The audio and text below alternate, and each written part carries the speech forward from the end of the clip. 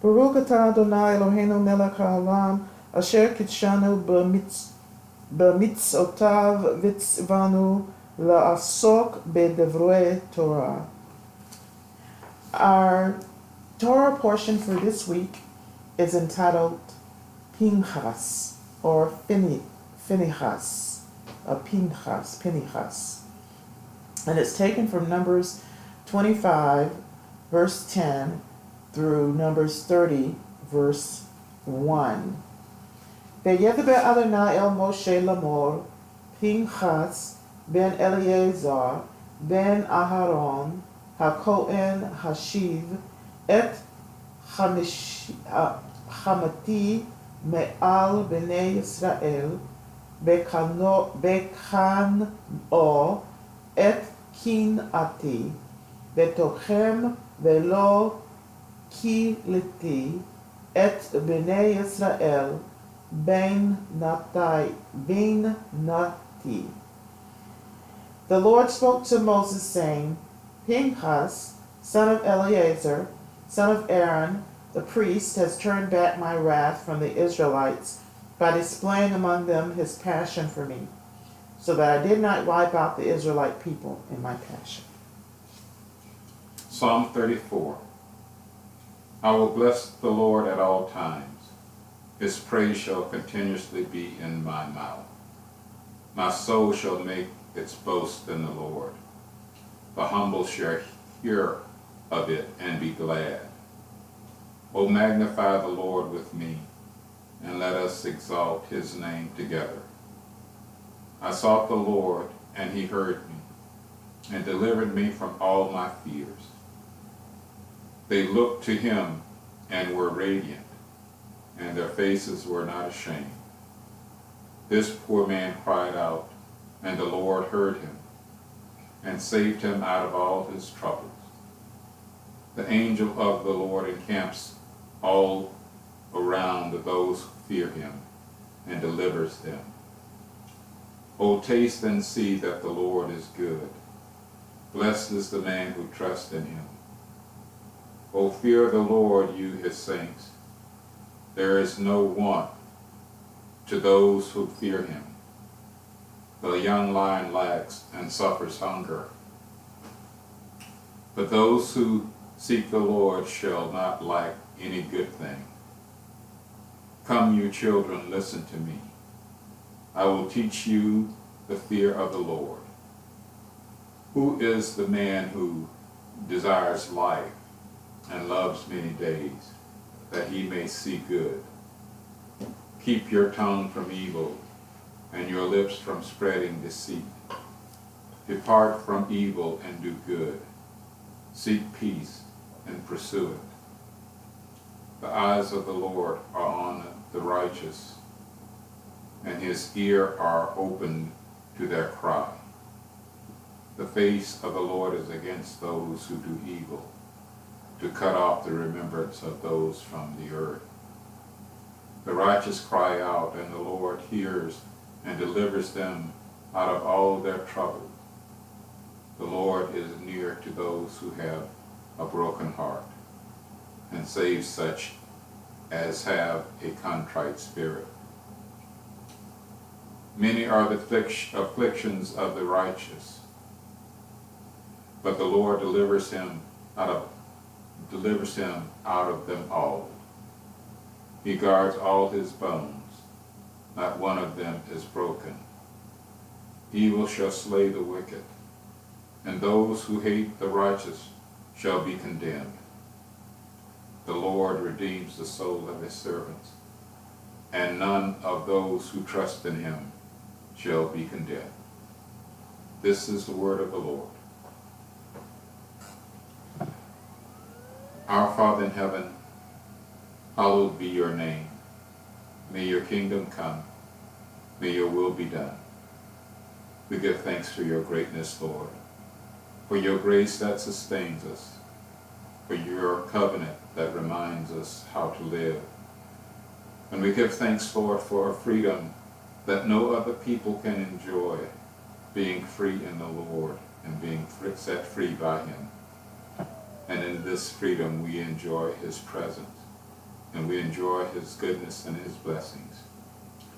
You have freed us through Christ Jesus, as you have freed your children of your Israelite children from Egypt, by bringing them out and bringing them into a promised land, a land that flows with milk and honey.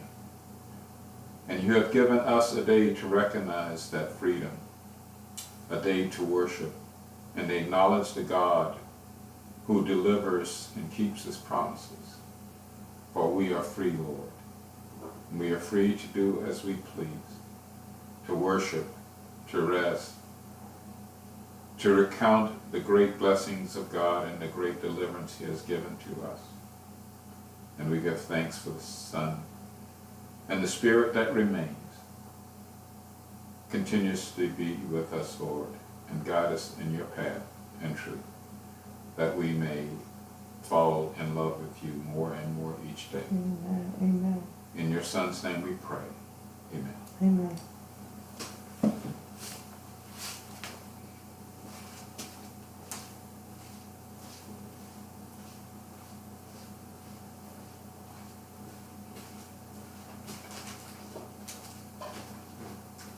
Baruch atah Adonai Eloheinu melech haolam, hamotze lechem mitzvot. Blessed art thou, Lord our God, King of the universe, who gives us bread from the earth.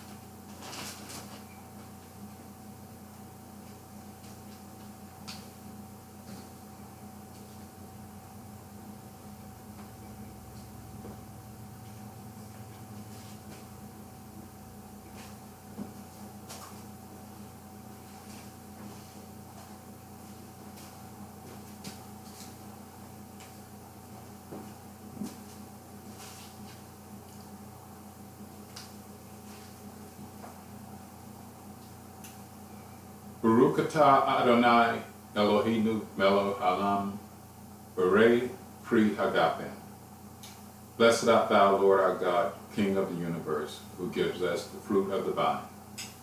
Shabbat shalom. Shabbat shalom.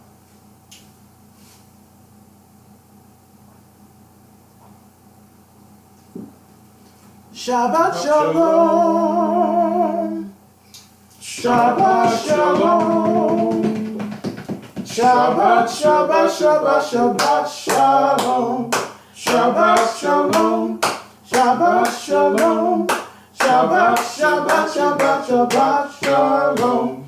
Shabbat, Shabbat, Shabbat, Shabbat, Shalom. Shabbat, Shabbat, Shabbat, Shabbat, Shalom. Shabbat, Shalom. Shabbat, Shalom. Shabbat, Shabbat, Shabbat, Shabbat. Shalom. Shabbat shalom, everybody. Shabbat shalom. Let me give you an introduction.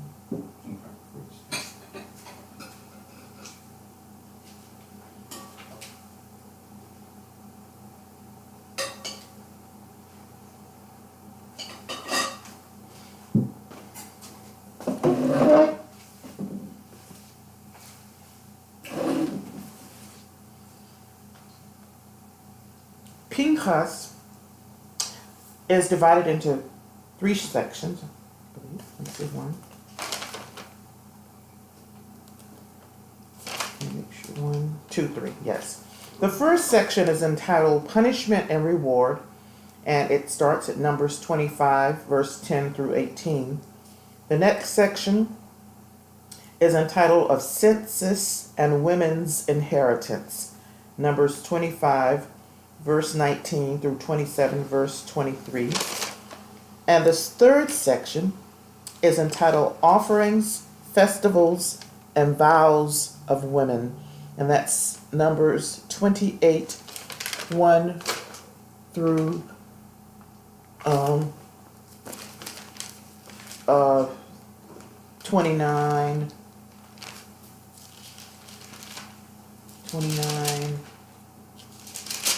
and I think 29, uh, 29, 39. No, excuse me, through 30 verse 1, excuse me. To 30 verse 1, excuse me. I hope that doesn't confuse you. Again, that last section is Numbers 28, 1 through verse 30, verse 1. And John, you got the floor with the first part.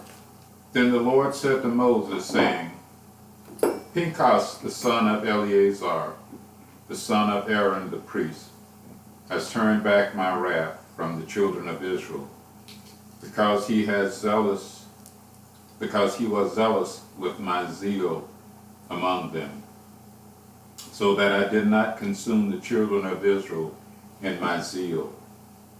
Therefore say, Behold, I give him my covenant of peace, and it shall be to him and his descendants after him a covenant of an everlasting priesthood, because he was zealous for his God and made atonement for the children of Israel. Now the name of the Israelite who was killed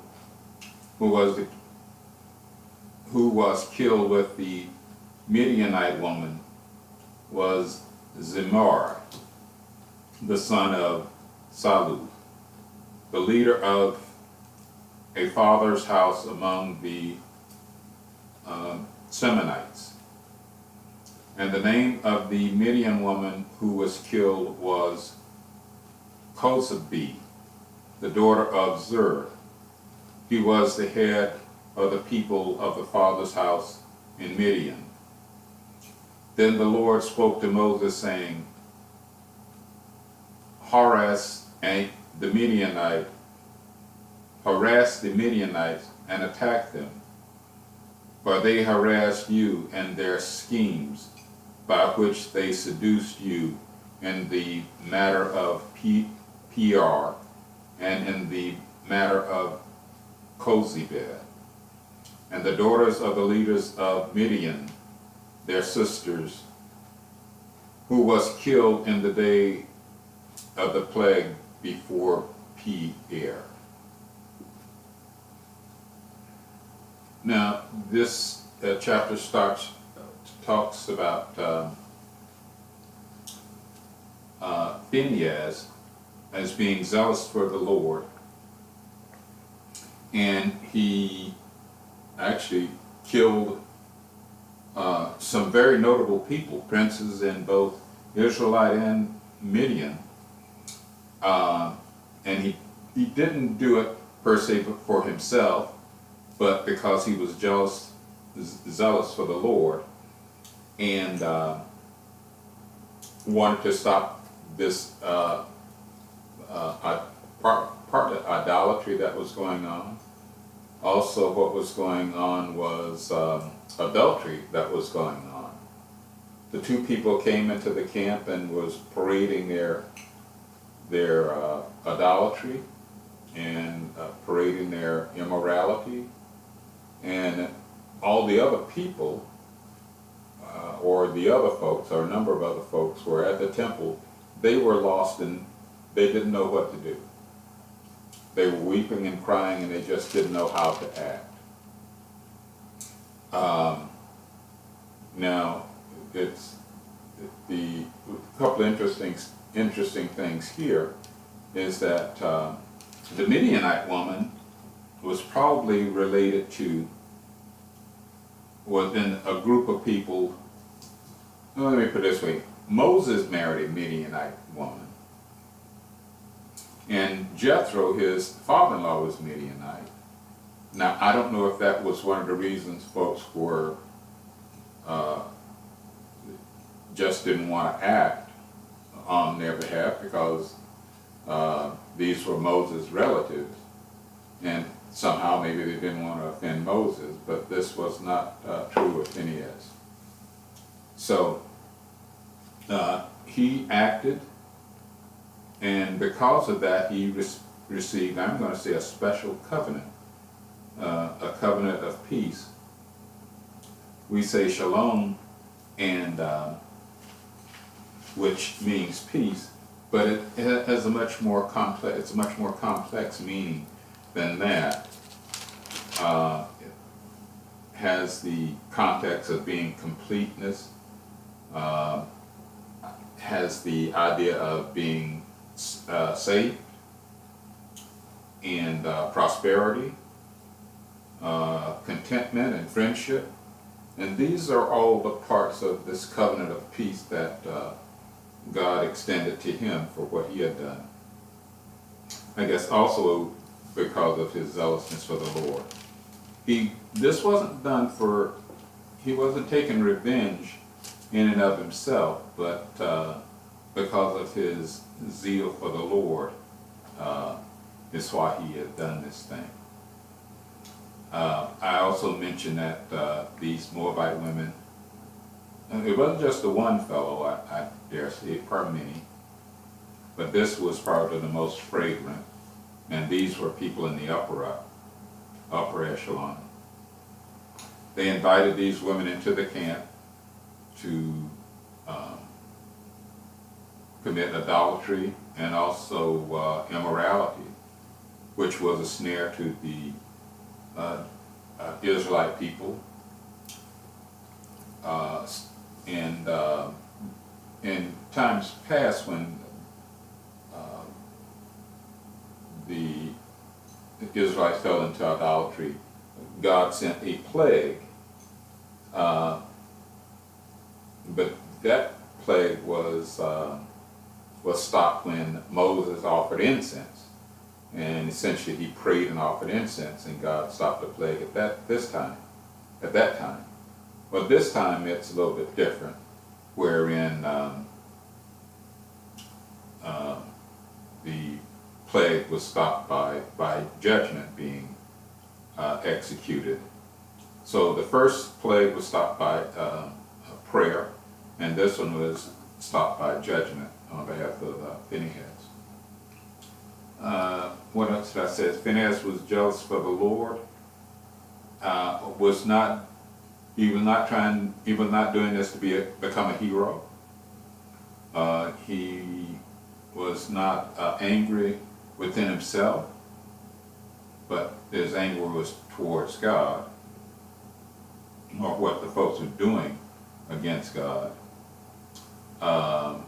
So it wasn't personal to him. This was something that was, they were dishonoring God, and he wanted to put a stop to it. As I said before, the other folks were almost like as if they were paralyzed. They didn't know what to do. And perhaps Moses was a relative of them, of the Moabite, or married a Moabite woman, and I don't know. But Phineas was able to step up and receive an everlasting covenant of peace from God. Now, he was not a priest, so it was maybe some kind of a special priest position that he merited, or he earned from God by doing this action. So that's primarily what I have on this part. Unless you want to add a little more to it. Sure. I'd just like to remind everybody, last week the meaning of Piנחas, which is means the Nubian or the Negro. So he and what he did, and reminded what he did last week, he impaled the couple that were taking part in this debauchery, because they had attached themselves to Baal Peor, and those pagan gods, liked a lot of sex. And so one of the commentaries I read said the thing that was so egregious about this is that they weren't even trying to hide what they were doing. They just were out there. And I think it said that they had come, they had come toward the tent of the meeting? I'm not sure. Yes, it is. Okay, and so how bold can you get? You're coming toward the tent of the meeting doing all of this debauchery against the God who that kind of behavior is a stench in his nostrils. And I like the way you said again that his pact of friendship or a pact of shalom, and shalom means so much more than just peace, or it means it that's why in Israel and in speaking Hebrew, shalom can mean hello and goodbye, but not goodbye in the sense that the person that's out of sight, is that you wish them peace as they go away, or you wish them wholeness, or because that's shalem, which means wholeness. That's taken from the root word of shalom. So it does mean much more. So whatever God gave to Piנחas was just very magnificent. It was something very unusual. Well, as far as the couple, I got the impression that they had made some type of offering at the tent, when said the tent of meeting. So I think they took some type of a sacrifice and then went about doing a debauchery act or act of adultery in plain view of everyone else.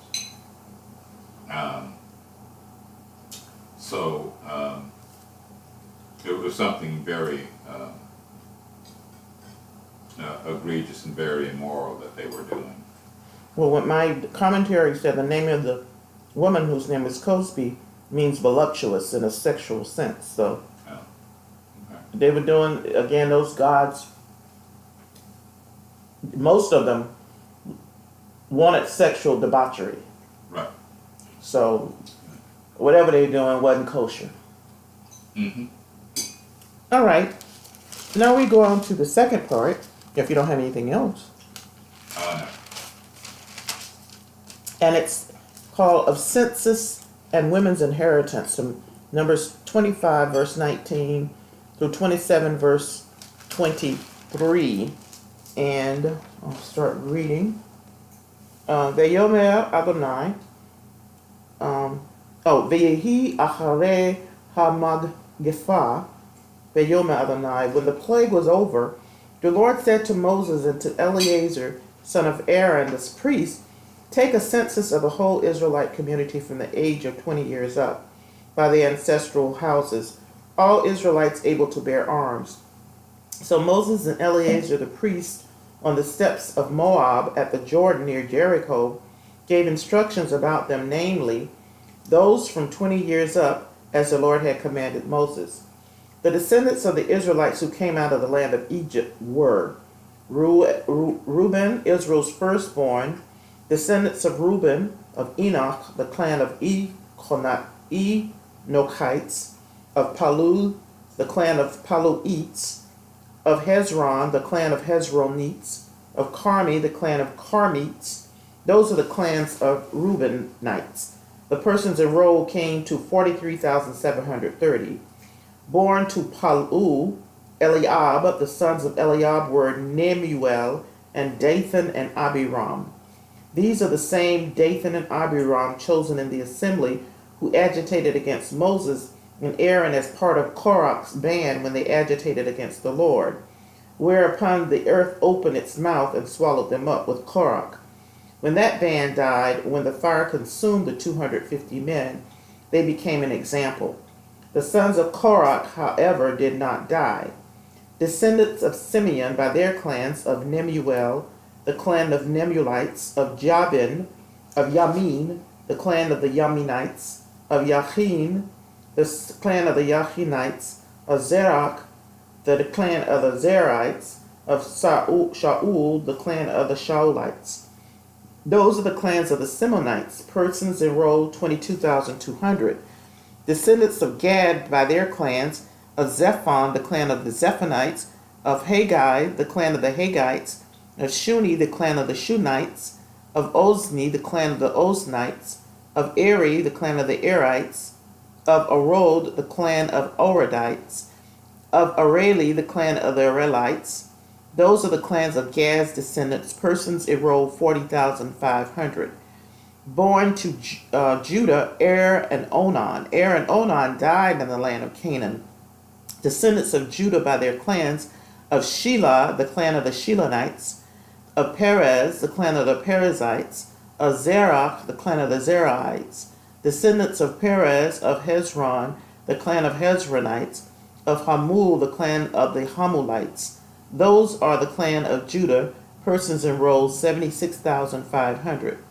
Descendants of Issachar by their clans, Tola, the clan of the Tolites, of Puvah, the clan of the Punites, of Yashub, the clan of the Yashubites, of Shimron, the clan of the Shimronites. Those are the clans of Issachar, persons enrolled 64,300. Descendants of Zebulun by their clans, of Zered, the clan of the Zeredites, of Elon, the clan of the Elonites, of Yalil, the clan of the Yalilites. Those are the clans of the Zebulunites, persons enrolled 60,500. The sons of Joseph were Manasseh and Ephraim by their clans, descendants of Manasseh, of Machir, the clan of the Machirites. Machir begot Gilead, of Gilead, the clan of the Gileadites. These were the descendants of Gilead.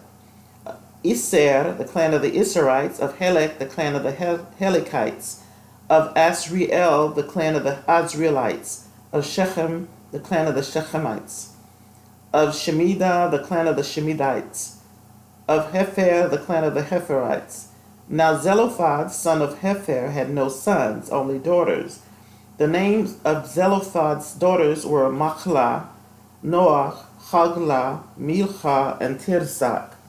Those are the clans of Manasseh. Persons enrolled 52,700. These are the descendants of Ephraim by their clans, of Shutlah,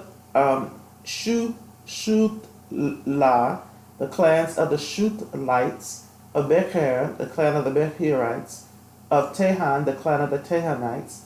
These are the descendants of Shuthlah, of Aram, the clan of the Aranites.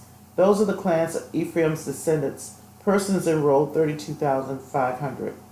Those are the descendants of Joseph by their clans.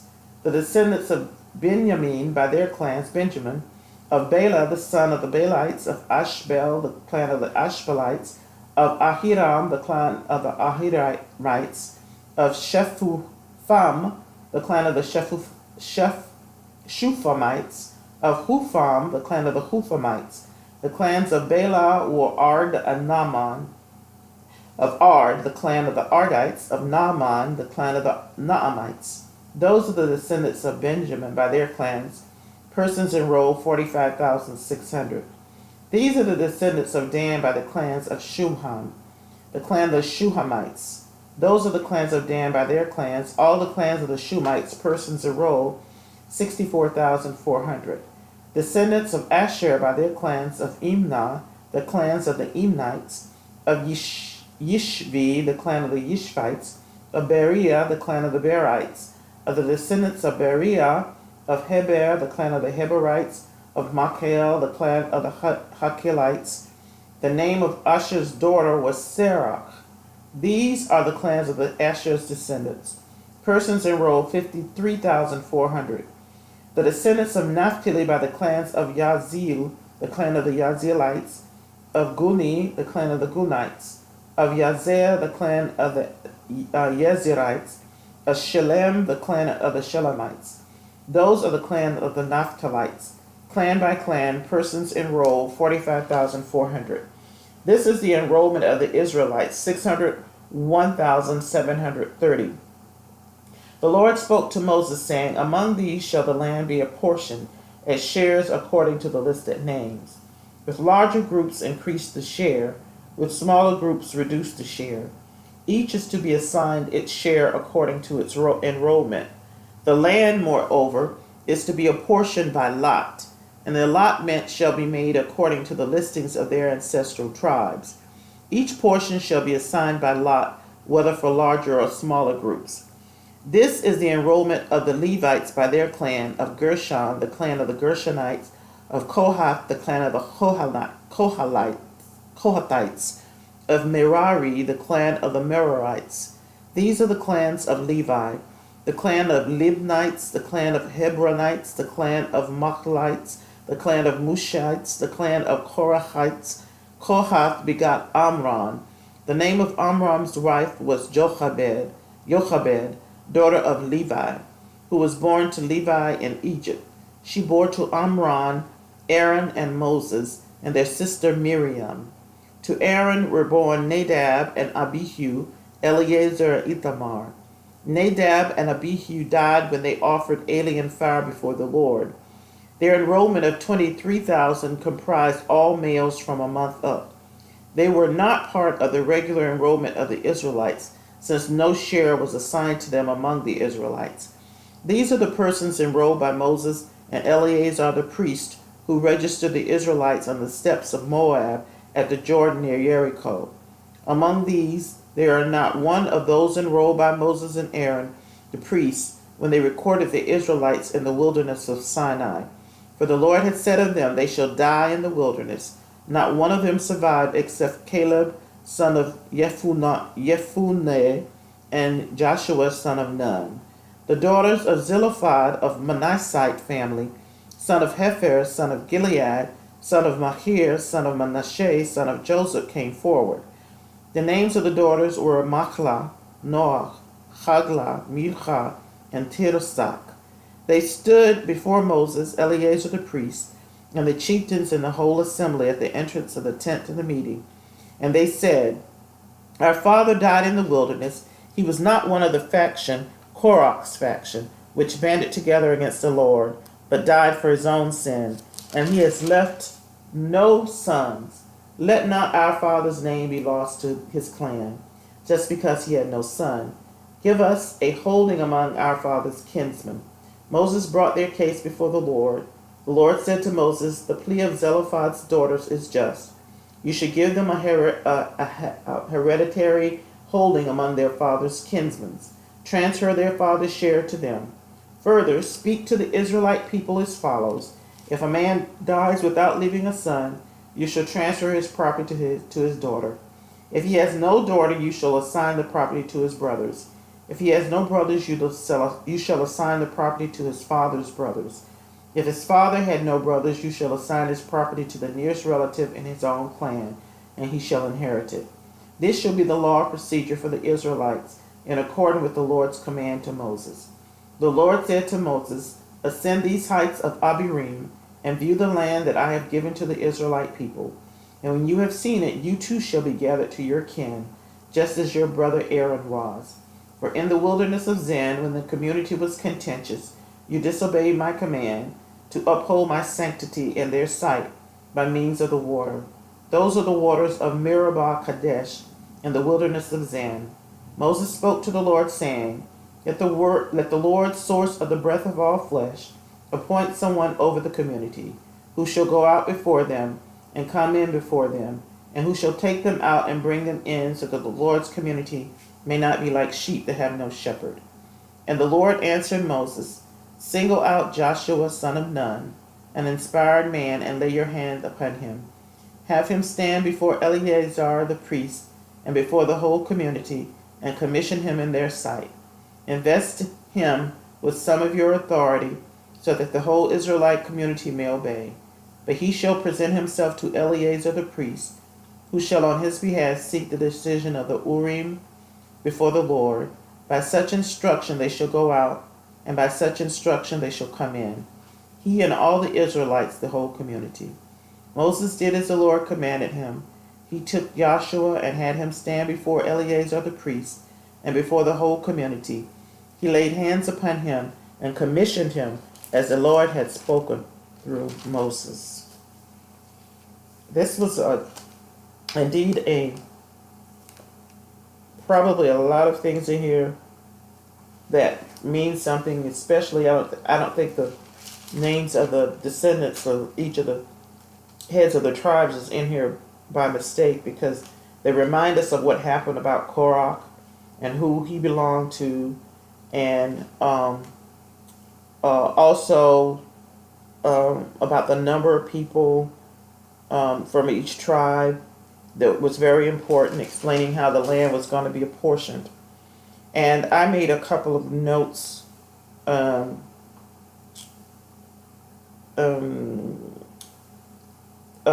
this, namely, what in verse 2664, it reminded us that it says 26, among these there was not one of those enrolled by Moses and Aaron the priest when they recorded the Israelites in the wilderness of Sinai.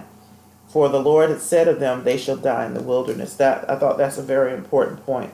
And the only two that survived was Caleb, son of Jephunneh, and Joshua. Those are the two spies who brought back a good report. And then I made a note of another thing about all of this. I put Moses is preparing to die. And God, in Moses preparing to die, he said, asked the Lord to appoint someone over the community who should go out before Israel. And they appointed Joshua, son of Nun, to follow Moses as leader of Israel. And also Joshua is going to be working with Eleazar, the priest, because he presents himself to Eleazar. And Eleazar lays hands. Did he lay hands on him? Mm-hmm. And lays hands on him to set him aside. Lays hands upon him and commissioned him to set him aside for this work that he's about to do, continuing Moses' work of leading Israel to the promised land. And that's in it in a nutshell, but there are so many bits and pieces. Of course, about the daughters of Zelophehad, that was unusual there because women didn't inherit the property, but God made a special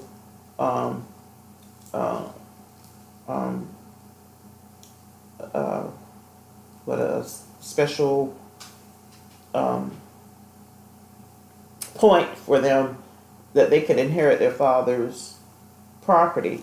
Now, one thing I did, it may not mean anything. Again, we could probably study this ad nauseum and really get so much out of it. But I thought it was interesting that they named all of the daughters. Machlah, Na'ah, Hagla, Milcah, and Tirsa.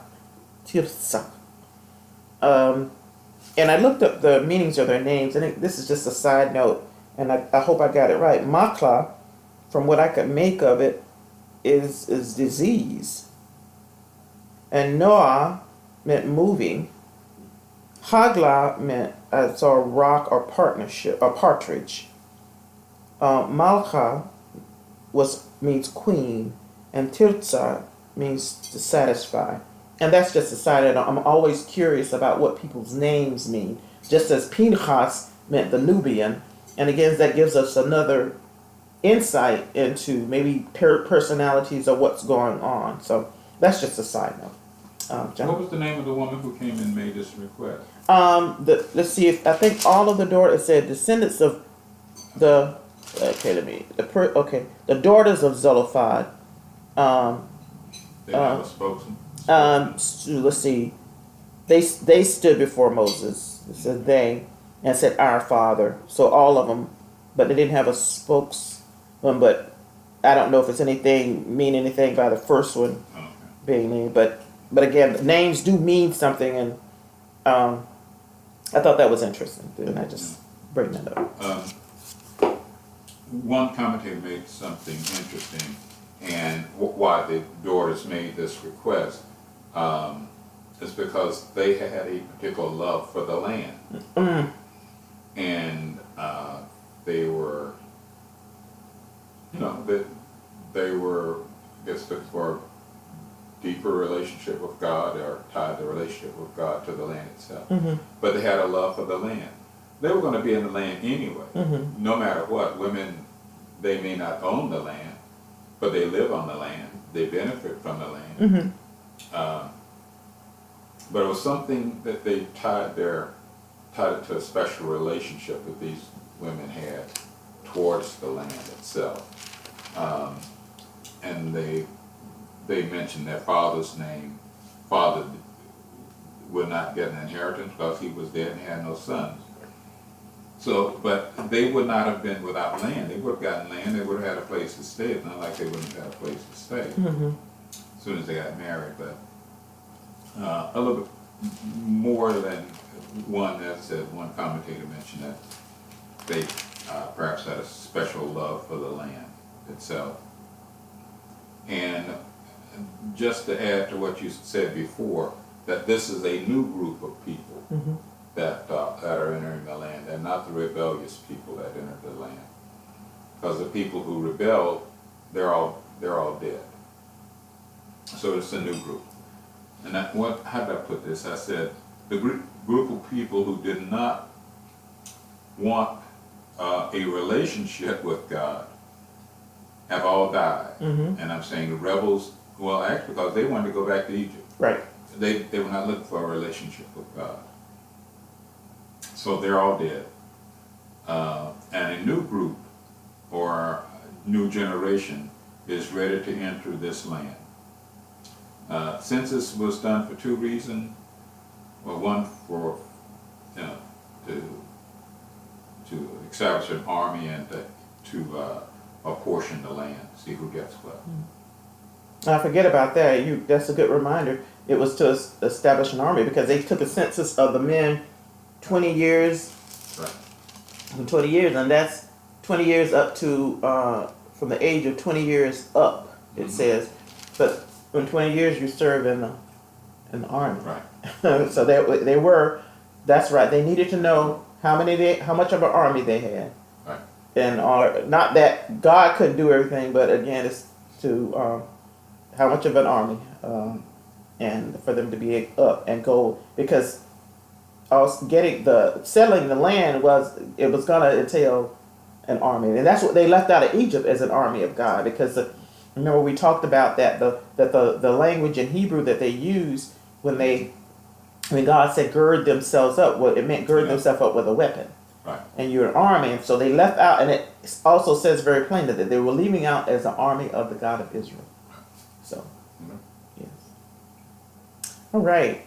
Well, before we get to the last part, we'll take a break, and then we'll complete the last part, because again, this is to set the tone here. Moses is getting ready to die, and his soliloquy will be in Davarim or Deuteronomy, which I love. It sums up his whole experience and sums up what God is trying to do. And it also is a prophetic word for Israel, because he tells them, yes, you're going to go astray, but this is what's going to happen when you go astray. So we're getting to that exciting part. And also, as we're getting to that part, we are in the summer, but we're also working up to the high holy days.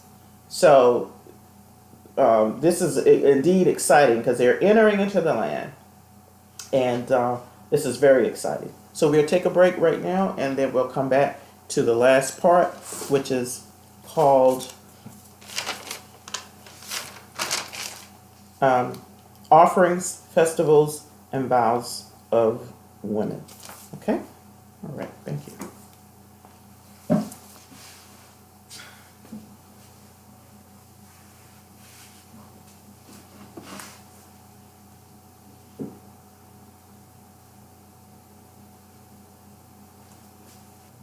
Again, Numbers 28 starts at 28:1 through 31, and it's offerings, festivals, and vows of women.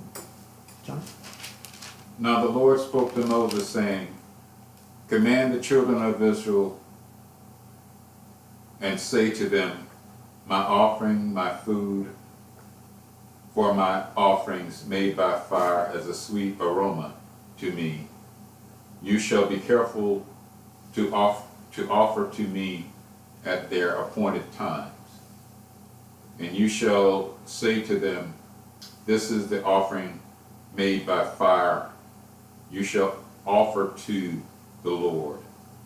2 male lambs in their first year without blemish, day by day, and a regular burnt offering, as a regular burnt offering.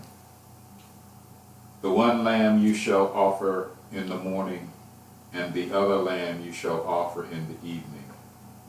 And 1/10 of an ephod of fine flour as a grain offering, mixed with 1/4 of an hin of pressed oil. It is a regular burnt offering which was ordained at Mount Sinai for a sweet aroma, as offered an offering made by fire to the Lord. And its drink offering shall be 1/4 of a hin for each lamb. In a holy place you shall pour out the drink to the Lord as an offering. The other lamb you shall offer in the evening as the morning grain offering and its drink offering. And you shall offer it as an offering made by fire, a sweet aroma to the Lord.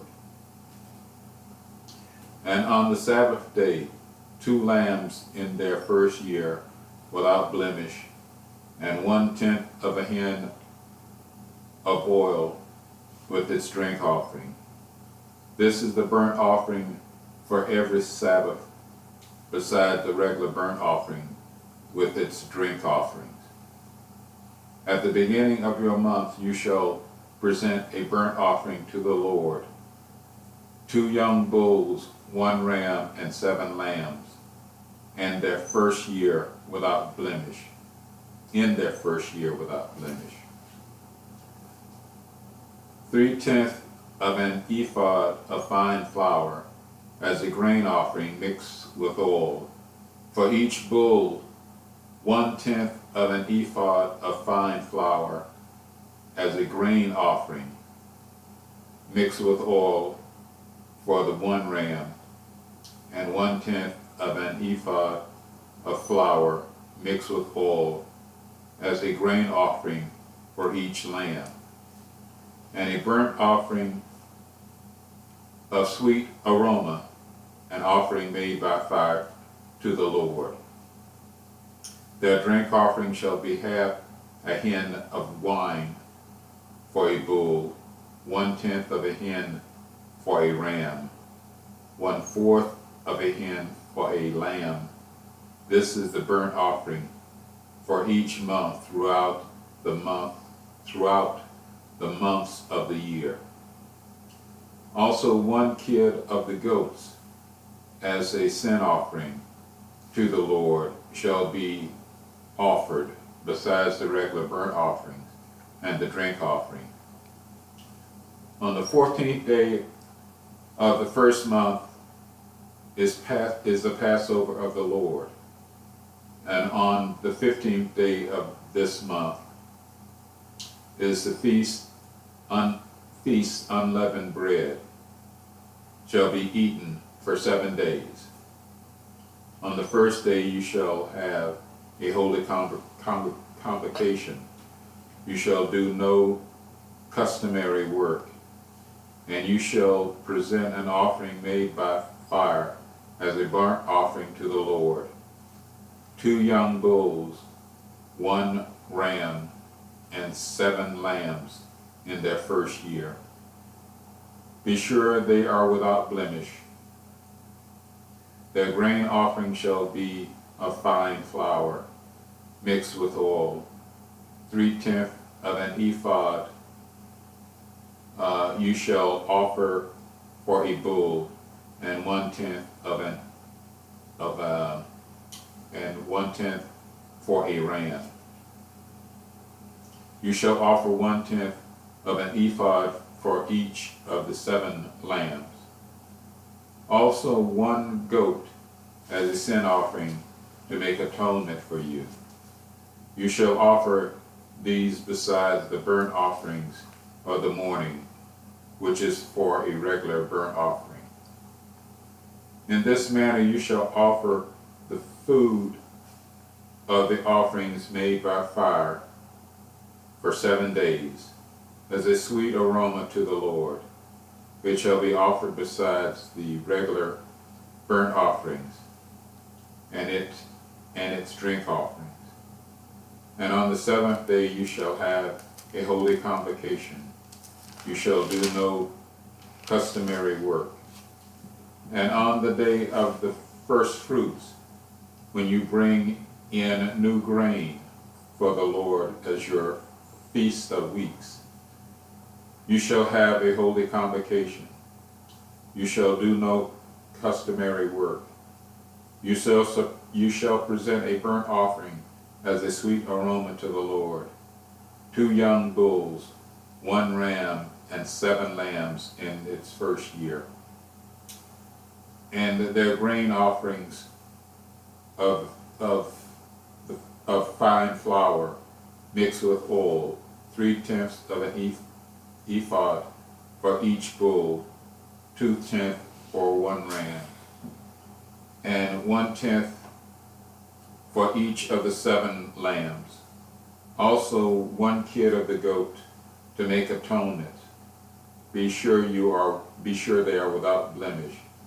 You shall present them with their drink offerings, besides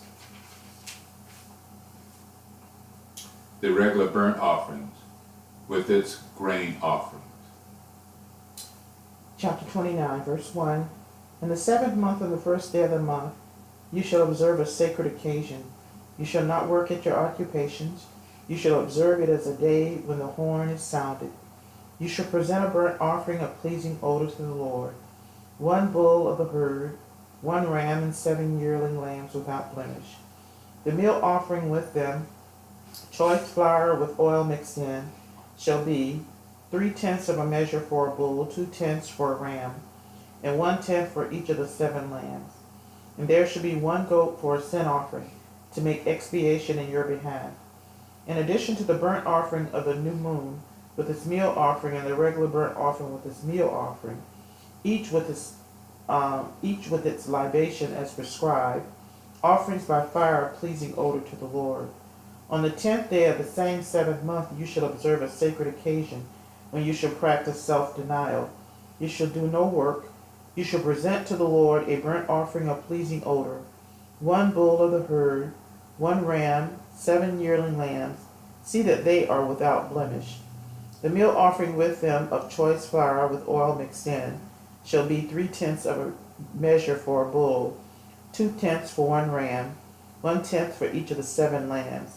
And there shall be 1 goat for a sin offering, in addition to the sin offering of expiation, and the regular burnt offering with its meal offering, each with its libation.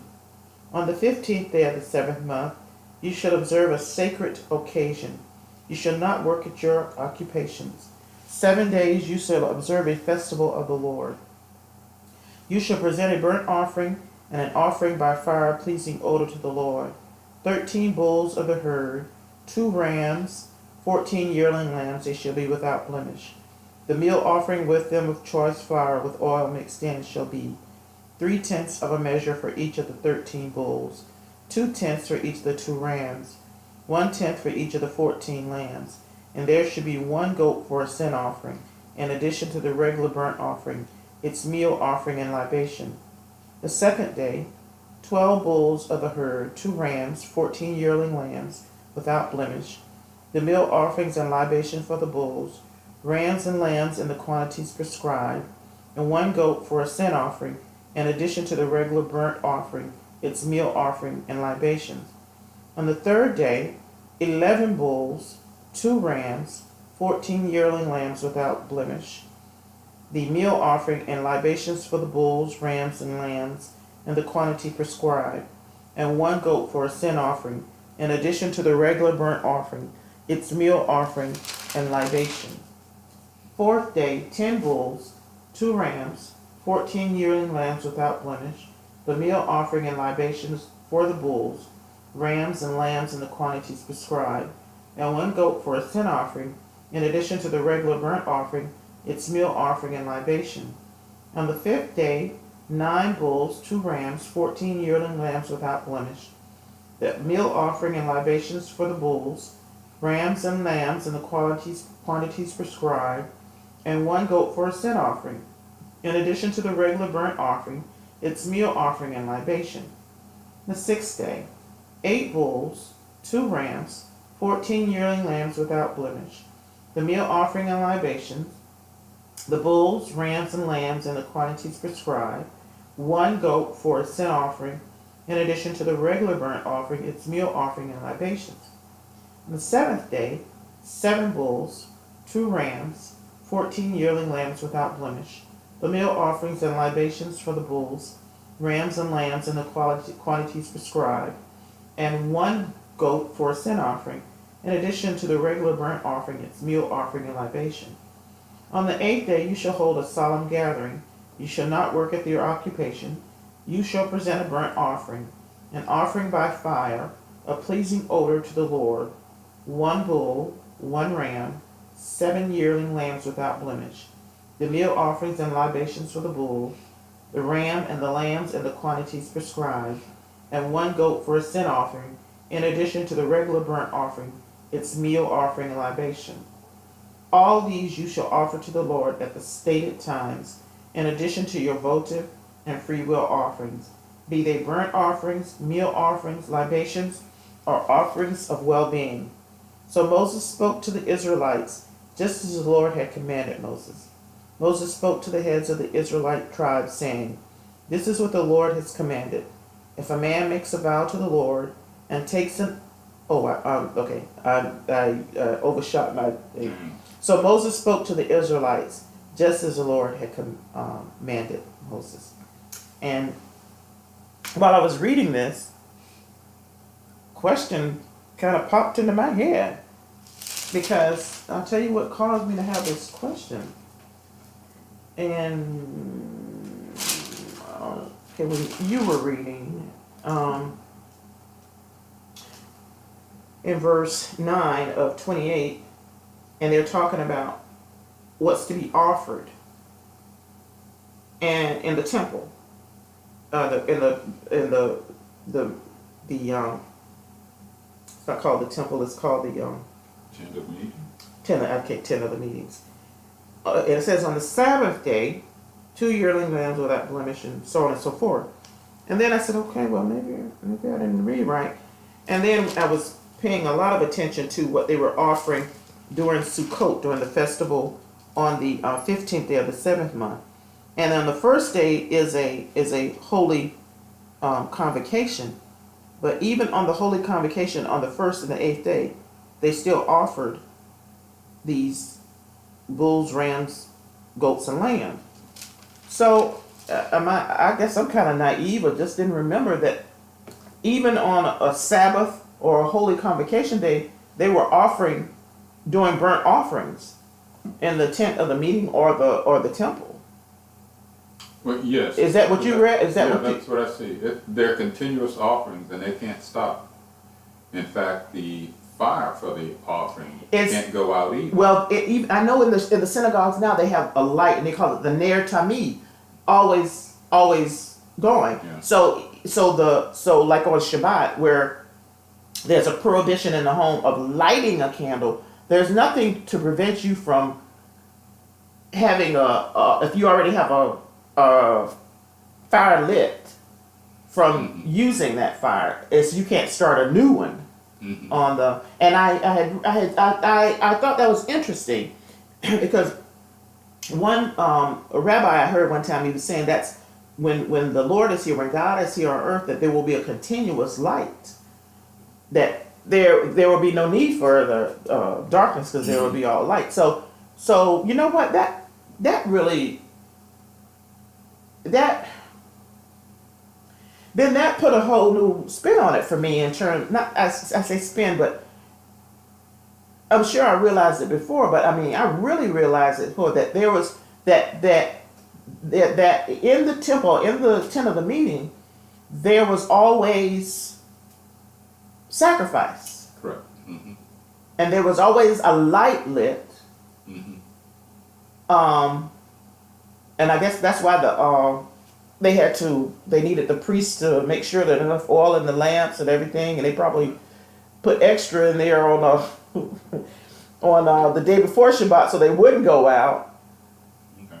Well, the it does make that notation that it's customary work or customary labor, because well, even during the time of creation, it said that God rested on the Sabbath day. Well, God doesn't rest; He's always working. Mm-hmm. So it simply means He's not creating anymore. Right. So when the priest is offering sacrifices, maybe it's not. I don't have not viewed as work. No, I don't have a problem with that. That wasn't what that wasn't what, but and maybe that was part of why I thought it was. I said okay.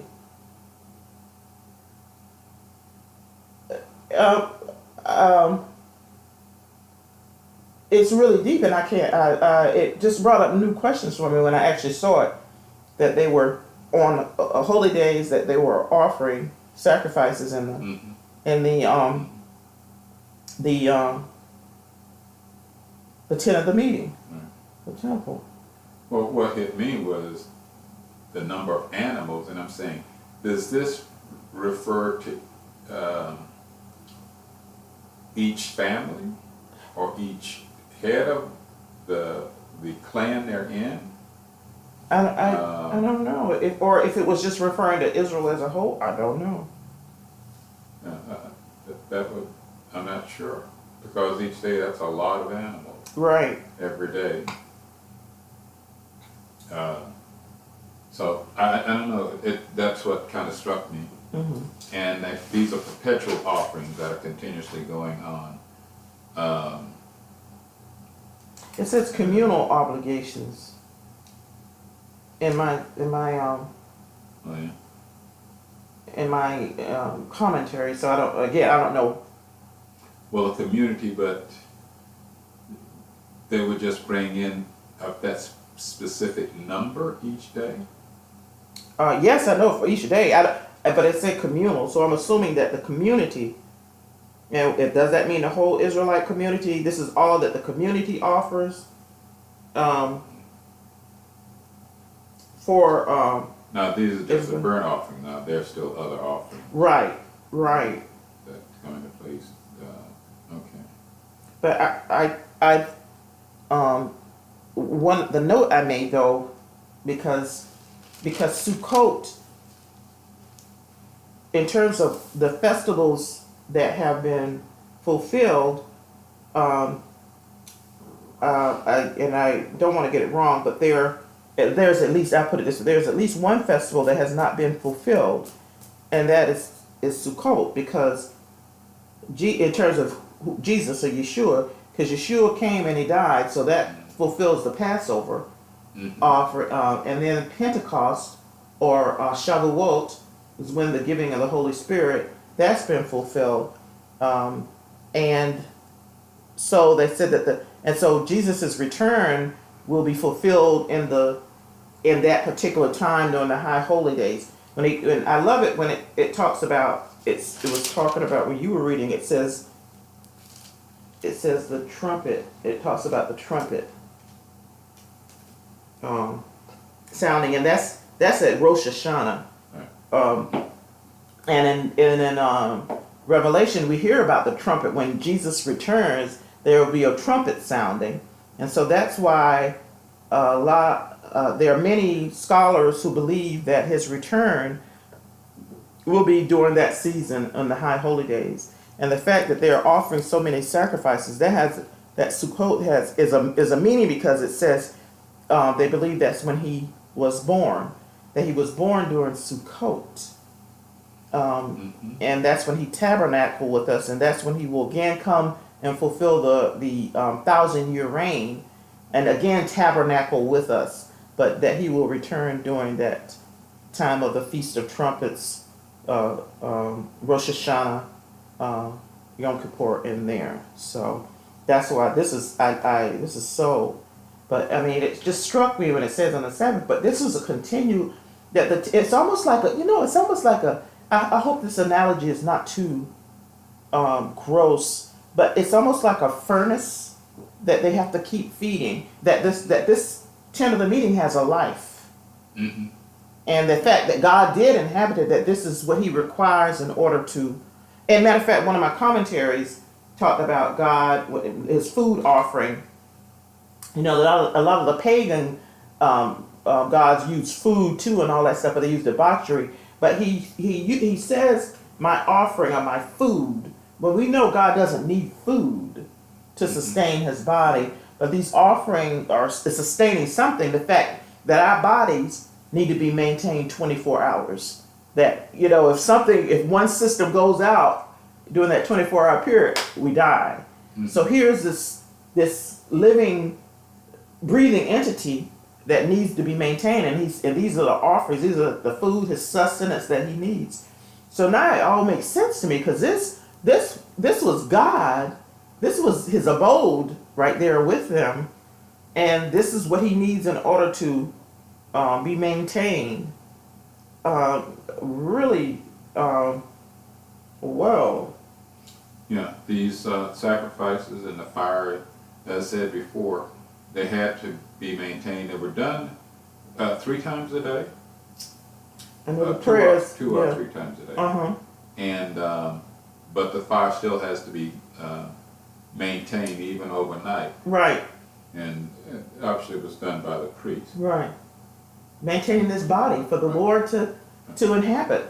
So one commentator mentions that overnight they were basically stoking the fire, right, to make sure it was ready for the next day. Right. But since the temple is destroyed, we should still be stoking the fire. Right. And I guess until it's rebuilt, and then they will the Messiah start up sacrifice again, or Messiah will come. Mm-hmm. But these burnt offerings were completely consumed. They weren't eaten. No, consumed by the fire. Except the burnt offering, was consumed by the fire, but consumed as though God was eating it. Consumed, and I think it may be the same word for eating when it says consume, meaning to eat, as we use the word ochel, and Hebrew is ochel, that it consumes it. We need it, and we consume the food in order that our body will have energy in order to live. I just saw, I don't know if I told you, I think I showed it to you, where they had an outline of the temple, and they had where the Holy of Holies was. I think that was, they said that was the head, and where the tables were, it was the heart, right, and then the hands and the feet. Yeah. And that this is symbolizing the living God, the God of Israel, and that he has to be maintained. Certain things have to be right, and this is a part. As we do this, is a part of what we do here at this table, which is an altar. What we do here is an altar, because we have the food, the bread symbolizing His body, and the wine, His blood. That those symbolisms that we do every Shabbat, again, to symbolize what God did, and to hold sacred the 7th-day Sabbath, which God hallowed and said it is a sacred time that we meet with Him. So, boy, this is, I got more out of it than I thought. I got more out of it than I thought I was going to get. Excellent. Very good. Okay. Anything else you'd like to add before we close it out for this Shabbat? No. Nothing more to add. Well, very good. We had a really good teaching. And I got it written down here for the next, but I want to read it in Hebrew, make sure I pronounce it right. Hamatot. Those are for the heads of the Matot, the tribes. And the next Parsha is called Matot, and I believe that means tribes. Let me make sure I don't want to. say something that's not correct. Okay, let's see. Okay, ma. Tot.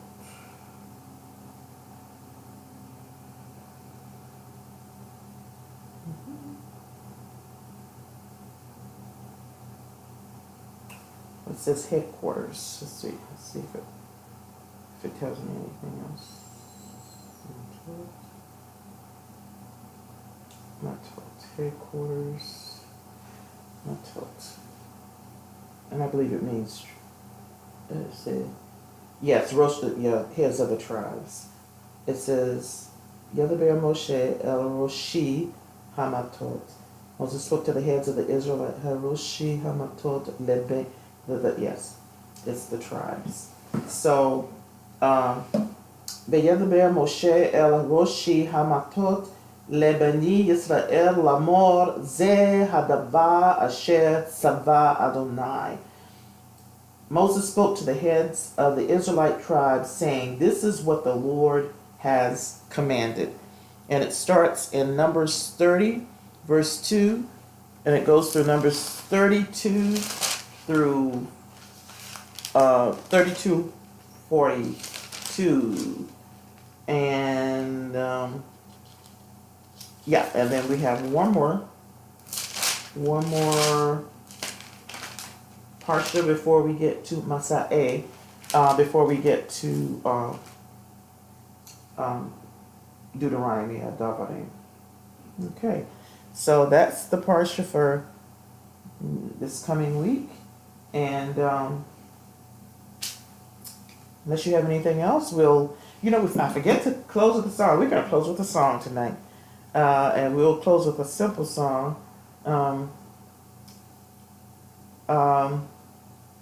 Let's see what we'll sing. Oh, we'll sing Praise God from whom all blessings flow. Praise God from whom all blessings flow. Praise Him, all creatures here below. Praise Him, all of ye heavenly hosts. Praise Father, Son, and Holy Ghost. Amen.